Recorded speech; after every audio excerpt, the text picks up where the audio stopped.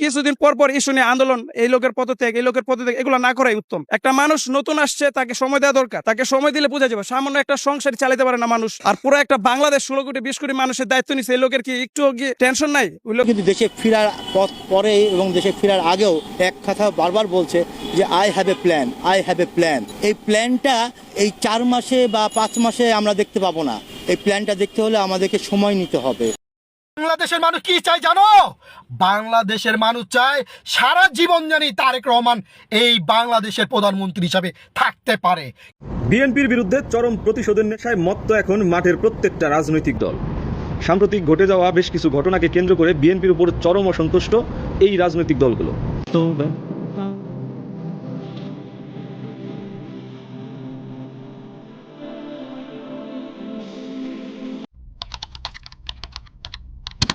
কিছুদিন পর পর ইস্যু নিয়ে আন্দোলন, এই লোকের পদত্যাগ, এই লোকের পদত্যাগ, এগুলো না করাই উত্তম। একটা মানুষ নতুন আসছে, তাকে সময় দেওয়া দরকার। তাকে সময় দিলে বোঝা যাবে। সামান্য একটা সংসার চালাতে পারে না মানুষ, আর পুরো একটা বাংলাদেশ 16 কোটি 20 কোটি মানুষের দায়িত্ব নিচ্ছে। এই লোকের কি একটু টেনশন নাই? ওই লোকে তো বুঝে আসছে। তো এই লোকের যদি এত প্রেশার দেয়, তাহলে ওই লোকটা থাকতে পারবে না। একটু সময় দিতে হবে। একটু ভুল হইলেই যে হুটাটা আমরা বলুম যে পদত্যাগ চাই, এগুলো আসলে না করেই ভালো। ঠিক আছে, আমি প্রথমত আগে মনে থাকে এতটা কেয়ার করতাম না অথবা লাইক করতাম না, কিন্তু তার কাজের ক্ষেত্রে, কর্মের ক্ষেত্রে আমার অনেক কিছু ভালো লাগছে। এটা বইলা শেষ করতে পারবো না। অল্প সময়ের মধ্যে যা করছে তিনি আলহামদুলিল্লাহ ভালো করছে। নেক্সট ভালো করবো, যদি ভালো করে সাপোর্ট করবো। আর যদি খারাপ করে তা থাকতে পারবে না, কারণ এই দেশের যে সিচুয়েশন বর্তমানে হয়েছে, এখন মানুষ আর সরকার অথবা পুলিশকেও ভয় পায় না। বর্তমানে যে পরিস্থিতি, এখন মানুষের চোখ খুলে গেছে। কারণ 5 আগস্ট দেখার পর এখন চাইলেও সরকার কিছু করতে পারবে না। কারণ সামান্য মিলন স্যার হিস্ট্রি বলি, সামান্য ছোট কথা বলছে যে ফার্মের মুরগি, এই কথার কারণে কত বড় একটা আন্দোলন হয়ে গেছে। তো কোন সরকারও যদি আসে, তিনি সাহস দেখাতে পারবো না যে আগের সরকারের মতন যে আমি এটা করবো সেটা করবো, মন মতন করবো, তা পারবে না। তো আশা করি তিনি ইনশাল্লাহ যা করবে ভালোর জন্যই করবে, ভালো করবে। তরুণদের আস্থা আছে তারেক রহমান।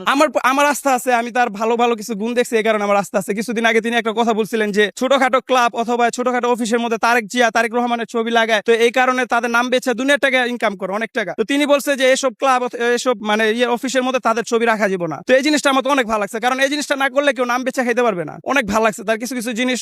তারেক রহমান যে চিন্তাধারা নিয়ে এতদিন বিদেশে থেকে এখানে এসছে, সেই চিন্তাধারা কিন্তু একদিনে ওনার কাছে আসে নাই। উনি বিগত 16 বছর একটা বিদেশে ছিল, একটা দেশের বাইরে ছিল। ওনাকে দেশের ভিতরে ঢুকতে দেওয়া হয়নি, দেশের বাইরে ছিল। 16 বছরে উনি ওনার ভিতরে নানা কিছু ভালো ভালো জিনিসগুলো দেশের বাইরে থেকে ইম্পোর্ট করেছে।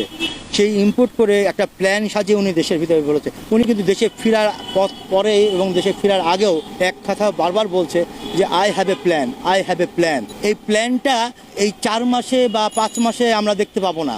এই প্ল্যানটা দেখতে হলে আমাদেরকে সময় নিতে হবে, আমাদেরকে সময় দিতে হবে। আমি বলবো সাধারণ জনগণকে একটু সময় ধরতে, কোনো কিছুতে নিজেদেরকে দ্রুত চঞ্চলিত না হতে, সরকারের বিরুদ্ধে কোনো কিছু দ্রুতভাবে কোনো সিদ্ধান্ত না নিতে, একটু সময় দিন সরকারকে। দেখুন যে এই সরকার আসলে কতদূর করতে পারে। আমাদের দেশের মানুষরা আমরা সংগ্রাম করেই বড় হয়েছি। আমাদের সংগ্রামই আমাদের জন্ম।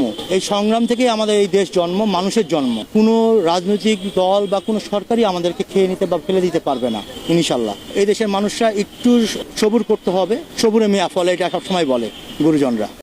বাংলাদেশের মানুষ কি চায় জানো? বাংলাদেশের মানুষ চায় সারা জীবন জানি তারেক রহমান এই বাংলাদেশের প্রধানমন্ত্রী হিসাবে থাকতে পারে। কারণ কি লেগে জানো? এই তো 17 বছর বাংলাদেশটাকে ভালোবাসছে, জনগণের পাশে ছিল তারেক রহমানের দল। কথা বুঝো। এবং এই বাংলাদেশের তারেক রহমান দেশের জনগণের জন্য সব করতে পারে, প্রয়োজন হলে জীবন দিতে পারে। কে? তারেক রহমান। এটা তোমার আমার কথা না মিয়া, এটা তারেক রহমানের কথা। এই জন্য জনগণ বুঝে গেছে তারেক রহমান ছাড়া বাংলাদেশের কোনো প্রধানমন্ত্রী আর প্রয়োজন নাই। এই বাংলাদেশের জন্য পারফেক্ট প্রধানমন্ত্রী তারেক রহমান।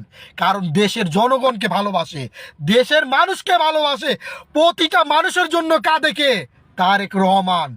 সে নামাজ পড়ে পড়ে কাঁদে ভাই, কারণ বাংলাদেশের মানুষ যাতে ভালো থাকতে পারে, বাংলাদেশের মানুষ খেতে পারে 2 মুঠো ডাল ভাত।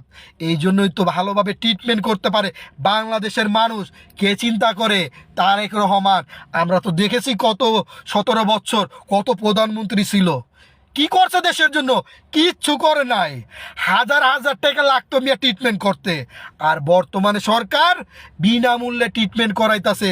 এবং ডক্টররে বলছে, কি বলছে, ডাইরেক্ট বলছে কোনো ডক্টর যদি ভালোভাবে ট্রিটমেন্ট না করে, যদি ধরা খায়, সেই ডক্টরের এই বাংলাদেশে ঠাঁই হবে না।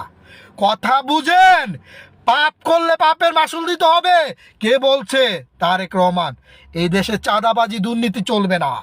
এই দেশে প্রতিটা মানুষ যাতে ভালোভাবে চলতে পারে, প্রতিটা মানুষ যাতে দুগা ডাল ভাত খেতে পারে, এইটা তারেক রহমানের কথা চিন্তা করেই সে এভাবে রাস্তায় আগাচ্ছে এবং দেশটাকে চালাচ্ছে। ভাই, চাঁদাবাজি পছন্দ করেন না, তারেক রহমানের কথা মানেন, দেশ ভালো থাকবে ইনশাল্লাহ। বিএনপির বিরুদ্ধে চরম প্রতিশোধের নেশায় মত্ত এখন মাঠের প্রত্যেকটা রাজনৈতিক দল। সাম্প্রতিক ঘটে যাওয়া বেশ কিছু ঘটনাকে কেন্দ্র করে বিএনপির উপর চরম অসন্তুষ্ট এই রাজনৈতিক দলগুলো। এখন বিএনপি কোন পথে যাবে?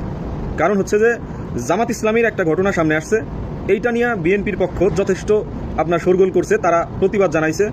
কথা হচ্ছে যে জামাত কোণঠাসা, তাদের মুখে আর কোনো রা নাই, আর কোনো জবাব নাই, ফলে তারা এখন মিয়ে গেছে। কিন্তু তারা কি মিয়ে থাকবে?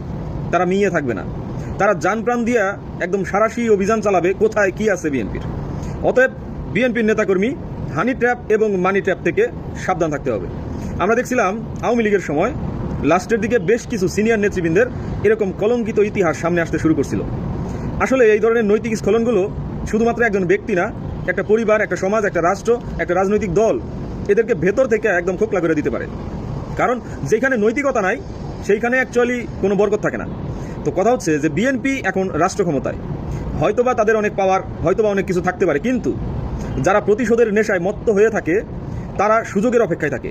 আর বিশেষত আমাদের মাঠের যেই রাজনৈতিক দলগুলো, এরা সুযোগ নেওয়াতে যথেষ্ট পারদর্শী।